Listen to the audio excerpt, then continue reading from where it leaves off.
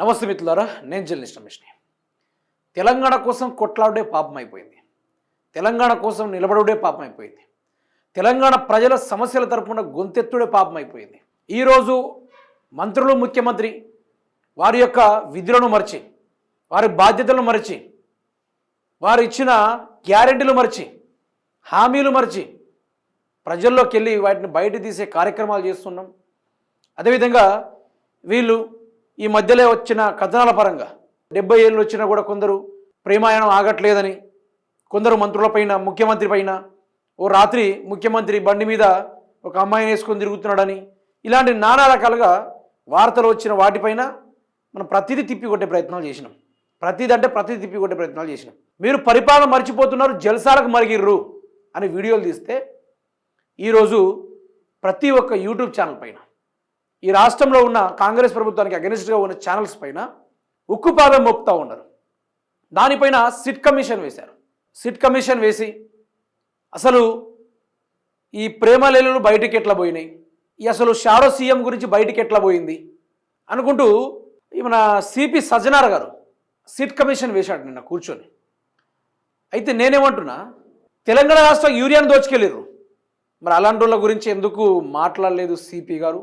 అదే హైదరాబాద్లో నడి రోడ్డు పైన మర్డర్లు చేస్తూ ఉన్నారు. లా అండ్ ఆర్డర్ ఎడిపోయింది, ఎవరి చేతిలో ఉంది?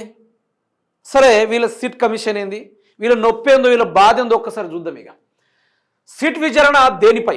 ఎన్టీవీ కథనం పైన, వార్త ఎందుకు రాసిందనే పైన, లీకులు ఇచ్చిన వారిపైన, వార్త ప్రసారం తరువాత పరిణామాలపైన, మంత్రి ఐఏఎస్కు లింకు పెడుతూ వార్త ఇచ్చింది ఎవరు, అది రాయించింది ఎవరు, ఏ అంశంపై విచారణ చేస్తారు, ఎవరిది దోషులుగా నిర్ధారిస్తారు, ఎన్టీవీపై డిప్లొమాటిక్ ఎఫ్ఐఆర్, డిప్లొమాటిక్ ఎందుకు, 9 యూట్యూబ్ ఛానళ్లపై కేసులు, ప్రశ్నించే గొంతుకలను నొక్కేందుకేనా? ఇక సజ్జనార్ అంటారు, సజ్జనార్ నేతృత్వంలో సిట్ కమిషన్ వేశారు.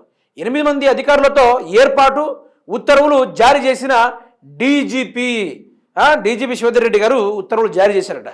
ఇక ఈ కథ వినండి, ఇక భలే ఉంటుంది. షాడో సీఎంపై సిట్ ఉండదా? మరి ఒక మంత్రి ఓ అధికారితోటి ఆయన ఇక ప్రేమాయణం సాగిస్తూ ఉన్నాడు, కొందరు ఇక లవ్లో పడతా ఉన్నారు మంత్రులందరూ కలిసి అనుకుంటూ కొన్ని కథనాలు వస్తే దానిపైన సిపి గారు బ్రహ్మాండంగా సిట్ కమిషన్ వేశారు. మరి తెలంగాణ రాష్ట్ర షాడో సీఎంగా వ్యవహరిస్తున్న మాధవలత గారిపైన ఎందుకు సిట్ కమిషన్ వేయలేదు అనేది ఇక్కడ క్వశ్చన్ మార్క్. షాడో సీఎంపై సిట్ ఉండదా? సెక్రటరియట్లో షాడో సీఎంపై మీడియాలో వరుస కథనాలు, వాటిపై విచారణ చేయరా? అసలు మాధవీలత ఎవరు? సీఎంతో ఆమెకు ఉన్న సంబంధం ఏంటి? ఆమె షాడో సీఎంగా ఎందుకు వ్యవహరిస్తుంది? ఆమెపై ఆరోపణలో నిజమెంత? వీటి మీద ప్రభుత్వం సిట్ వేయదా? రాజకీయ వర్గాల్లో జోరుగా చర్చ. మీడియా అంటే ఏంది? చీకటి కోణాలని బయటకు తీస్తూ ఉంటుంది, వీళ్ళ యొక్క వ్యవహారాలన్నీ తవ్వు తీస్తూ ఉంటుంది. మరి మీడియా అట్లా తీసినప్పుడు ప్రభుత్వాలు ఏం చేయాలి? అలర్ట్లు ఉండాలి. రాష్ట్ర హోంశాఖ ఏం చేయాలి? ఇది నిజమా కాదని దాని మీద విచారణ చేసి, మరి షాడో సీఎంగా ఎవరు వ్యవహరిస్తూ ఉన్నారు, ఈ సెక్రటరీ ఆఫీస్లో ఏం జరుగుతూ ఉంది, కింద నుంచి పై శాఖల దాకా మేడం చెప్పిందే మాటనట అనే మీడియా వాళ్ళు చెప్తా ఉండే, ఎంతవరకు నిజమా కాదని పోయి దాని మీద సిట్ కమిషన్ వేయకపోయారు. సజ్జనార్ గారు, మీరు సిపి, మీ మీద అపారమైన గౌరవం ఉండే నాకు, కానీ మీరు యూట్యూబ్ ఛానళ్ళ మీద వేశారా లేకుంటే యూట్యూబ్ వాళ్ళలో పెట్టుకుంటున్నారా అనేది పక్కన పెడుతూ 2 నిమిషాలు. రాష్ట్రంలో రైతులకు యూరియా వచ్చింది, కేంద్రం తరపున యూరియా షార్టేజ్ ఏర్పడిందని అన్నారు, కానీ అడ్డంగా ఆధారాలతో ఆంధ్రాకి అమ్ముకున్నారు, ఇటు కర్ణాటక అమ్ముకున్నారు. దాని మీద సిట్ కమిషన్ లేదు. 6 గ్యారెంటీలు అన్నారు, దాని మీద సిట్ కమిషన్ లేదు. 420 హామీలు, నో సిట్ కమిషన్. ప్రభుత్వం రాగానే జియో 46 రద్దు చేసి ఉద్యోగాలు ప్రకటిస్తామని చెప్పిర్రు, దాని మీద no SIT commission. Revanth Reddy యొక్క అరాచకాలు, దౌర్జన్యాలు, కోట్ల రూపాయల కబ్జాలు, దందాలు, దానిపైన నో సిట్ కమిషన్. రోడ్ల మీద పొడుచుకుంటున్నారు, చంపుకుంటున్నారు, లా అండ్ ఆర్డర్ గాడి తప్పిపోయింది, మరి ఏం చేద్దాం ఈ టైంలో? దాని మీద నో సిట్ కమిషన్. దేని మీద సిట్ కమిషన్? ప్రజల కోసం మాట్లాడితే సిట్ కమిషన్, వీళ్ళ యొక్క భాగవతాలు బయట తీస్తే సిట్ కమిషన్, ప్రజల పరిపాలన చేసుడు మర్చిపోయారు, సుఖాలకు మరిగిరని వార్త రాస్తే దాని మీద సిట్ కమిషన్. సో నేను ఫైనల్గా ఏం చెప్పదలుచుకుంటున్నా అంటే, తెలంగాణ రాష్ట్రంలో పోలీస్ డిపార్ట్మెంట్ అనేది కనుమరుగైంది. కొన్ని రోజుల నుంచి కాంగ్రెస్ ప్రభుత్వం అధికారంలో వచ్చినప్పటి నుంచి కనుమరుగైపోయింది. వీళ్ళు కంప్లీట్గా కాంగ్రెస్ పార్టీకి అనుకూలంగానే పనిచేస్తూ ఉన్నారు. మరి అట్లాంటప్పుడు వీళ్ళు రక్షక భటులు ఎట్లయితారు? అధికారులకు భటులు అవుతారు కదా, రక్షక భటులకు ఎట్లయితారు? వీళ్ళ విధి నిర్వహణలు వీళ్ళు మర్చిపోతూ ఉన్నారు, వీళ్ళ వ్యవహారాలు వీళ్ళు మర్చిపోతూ ఉన్నారు. అయితే పరిస్థితి వేరే తీరుగా ఉంది. ఇప్పుడు దీనిపైన కమిషన్ వేస్తారట. మరి అదేవిధంగా తెలంగాణ రాష్ట్రాన్ని షాడో సీఎంగా పరిపాలిస్తున్న మొదలు తిరుపతి రెడ్డి కథ ఏంది? ఆ తర్వాత ఇప్పుడు మాధవిలత, అసలు ఆవిడకు రేవంత్ రెడ్డికి ఏం సంబంధం? అసలు ఎక్కడలో లేదు. షాడో సీఎంగా ఆవిడ వ్యవహరించడింది. ఇది వచ్చింది కదా, ఎన్టీవీలో వచ్చింది, న్యూస్ పేపర్లలో వచ్చింది, సోషల్ మీడియాలో మోత మోగింది. మరి దానిపైన సిపి సజ్జనార్ గారికి కళ్ళకు అవుపడలేదా, చెవులకు వినబడలేదా? మరి ఆధారాలన్నీ ముందు కనబడతా ఉంటే దాని మీద ఇన్వెస్టిగేషన్ చేయాలి, కమిషన్ వేయాలని ఆయనకు తెలియదా? రాష్ట్రం ఎడిపోతుంది, పరిపాలన జరగట్లేదు. మరి ముఖ్యమంత్రులు ఎడిపోతూ ఉన్నారు, వాళ్ళని పరిపాలించట్లేదు, ప్రజలు ఒకరికొకరు పొడుచుకొని చంపుకుంటున్నారు. మనమైనా సరిగ్గా ఉందామని మీరైనా ఏనాడైనా సిట్ కమిషన్ వేశారా? ఈరోజు ప్రజల పక్షాన ఉండి కొట్లాడుతున్న యూట్యూబ్ వాళ్ళ మీద వరుసపట్టి ఎఫ్ఐఆర్లు. ఈ లీకులు ఇచ్చింది ఎవరు? ఇట్లా లీకులు ఇస్తారా?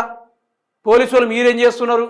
ఆ లీకులు ఇచ్చేటువంటి పట్టుకోండి, ఈ మీడియా ఛానల్లో వరుసపట్టి కథనాలు రాసేటోని పట్టుకోండి అనుకొని చేస్తున్నారు తప్ప మీరు ప్రజల కోసం పనిచేసినట్టు ఎక్కడ అవపడుతుందా? ఈ లెక్కన మీరు యూట్యూబ్ ఛానళ్ళ మీద, ఈ యూట్యూబ్ జర్నలిజం మీద మీరు కనుక వాళ్ళ దగ్గర గెలుక్కునే ప్రయత్నాలు చేస్తే మీ పిల్లర్లన్నీ కదులుతాయి, నశం అయిపోతారు. రాష్ట్రంలో మొత్తం ప్రజలు తిరగబడతారు. యూట్యూబ్ ఛానల్ మీ ఇల్లీగల్ యాక్టివిటీస్లో దూరిరు అనుకోండి, ఇక మీరు చేయడానికి ఏముండదు. చేయడానికి ఏముండదు. మీడియా వాళ్ళతో పెట్టుకుంటే ఎట్లుంటుందో ఇక రుచి చూపించాల్సిన టైం కూడా వచ్చింది. ఇక టైం బాజప్తుగా వచ్చింది, చూపించే కార్యక్రమాలు కూడా చేస్తారు. సో నేను సిపి గారు కూడా ఒక చిన్నపాటి సజెషన్ ఇస్తా ఉన్నా. చిన్నపాటి నాకు కూడా కొంచెం డౌట్ ఉంది. ఈ సెక్రటరియట్ ఆఫీసులో ఏం జరుగుతూ ఉంది? ఈ మాధవీలత ఎవరు? ఆవిడ గారికి రేవంత్ రెడ్డికి ఏం సంబంధం? ఆవిడకు ఏ పదవి లేకుండా ఆవిడ గారు షాడో సీఎంగా ఎందుకు వ్యవహరిస్తారు? అసలు ఆవిడతోటి వచ్చిన కథ ఏంది? ఆవిడ ఉద్యమకారురాలా, లేకుంటే కార్పొరేటరా, జెడ్పీటీసా, ఎంపీటీసా, లేకుంటే ఆవిడ గారు వార్డ్ మెంబరా, లేకుంటే ఎంపీపీనా, ఎమ్మెల్సీనా, లేకుంటే ఎమ్మెల్యేనా, లేకుంటే మినిస్టరా? ఎవరు? ప్రతి శాఖల పైన ఆవిడ గారు చెప్పినట్టు నడుస్తుందట. మరి ఆవిడ ఎవరు? సిపి గారు దీని మీద కూడా మీరు ఏం చేయాలి?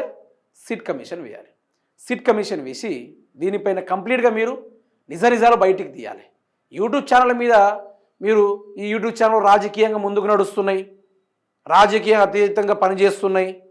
మీకు ఒకటి చూపెడతాను నేను.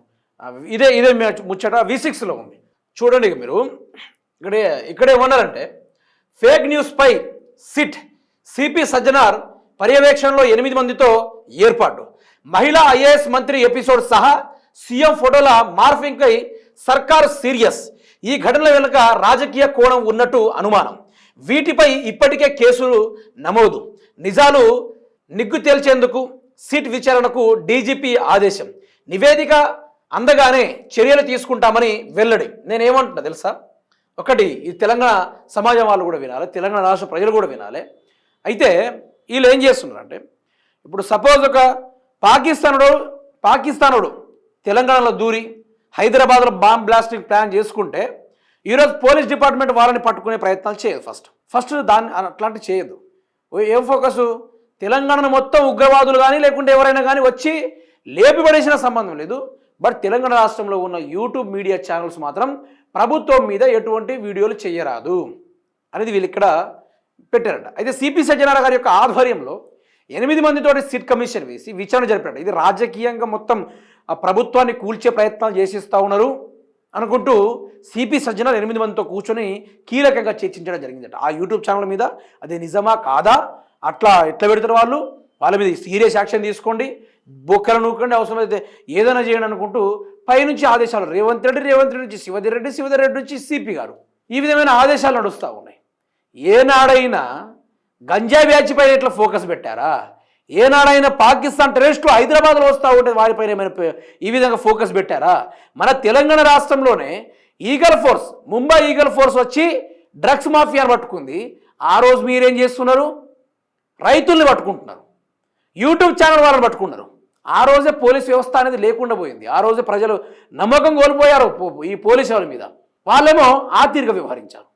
ఒకవైపు మర్డర్లు జరుగుతూ ఉన్నాయి, కానీ పోలీసులు మర్డర్లను ఆపకుండా వాళ్ళ మీద సిట్ కమిషన్ వేయకుండా వాటి మీద విచారణ జరపకుండా యూట్యూబ్ ఛానల్ మీద పసిగడతా ఉన్నారు, కసిగడతా ఉన్నారు.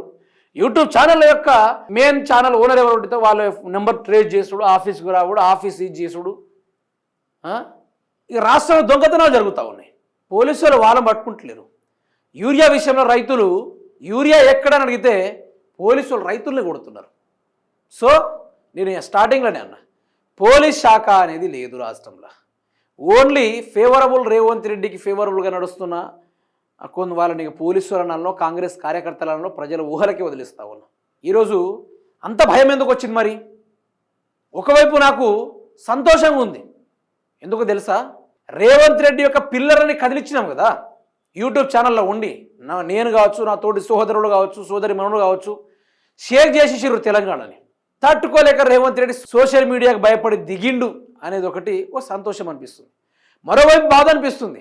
ప్రజలకు అండగా నిలవాల్సిన పోలీసులే పోయి ఈరోజు యూట్యూబ్ ఛానల్లో గొంతు నొక్కే ప్రయత్నాలు. ఎన్ని గొంతులు నొక్కినా నొక్కించుకోవడానికి ఎవడో సిద్ధంగా లేడు. ఫస్ట్ వాళ్ళు ఏది చేసినా కూడా వ్యవస్థని సృష్టించుట్లా ఇక యూట్యూబ్ జర్నలిజాన్ని మించిన మరొకటి ఎవరికి లేదు, అది రాదు కూడా. ప్రభుత్వానికి ఢీ కొట్టడానికే ఎదురెళ్తాం, ప్రభుత్వాన్ని చేసే అవినీతి అక్రమాలన్నీ బయట పెట్టడానికే ఢీ కొడతాం, అసలు బాధ్యతగా కొట్లాడతాం. ఈ వ్యవహారం లెక్కేందో తెలుస్తాం. ఇక రేవంత్ రెడ్డి అంటే ఏంది, ఇక అసలు వ్యవహారం అంటే ఏంది కంప్లీట్గా బయటపెట్టే కార్యక్రమాలు చేద్దాం. ఎవరిని కూడా వదిలే ప్రసక్తే లేదు. ఈరోజు పోలీసు వాళ్ళ అత్యుత్సాహం చూస్తున్నాం. వాళ్ళ యొక్క ఉత్సాహాన్ని కూడా మన అతి త్వరలో రెట్టింపు ఉత్సాహంతో పనిచేసే కార్యదిశగా నడిపించే కార్యక్రమాలు కూడా చేద్దాం. ఇట్లాంటివి జరుగుతూ ఉన్నాయి. తెలంగాణ రాష్ట్ర ప్రజలు ఇక ఫుల్ సపోర్టెడ్ అంటే మీరే. ఇక యూట్యూబ్ ఛానల్స్కి సపోర్టెడ్గా ఉన్నారంటే మీరే. మీరు తప్ప ఇప్పుడు యూట్యూబ్కి ప్రభుత్వం ఎగనేస్తే, ఇటు పోలీసులు ఎగనేస్తే, మళ్ళీ ఈ యూట్యూబ్ ఛానల్ని కొట్టేయడానికి రౌడీలను పెట్టాడు. ఈ రకంగా జరుగుతూ ఉంది. అదే కేసీఆర్ గారు పరిపాలన ఉన్నప్పుడు ఫ్రెండ్లీ పోలీస్ అంటే ఏంది, ఎట్లుండే గౌరవము మర్యాదలు అన్నీ బాగున్నాయి. కానీ ఇప్పుడు అట్లా లేవు. కేసీఆర్ గారి కాలం పోయింది.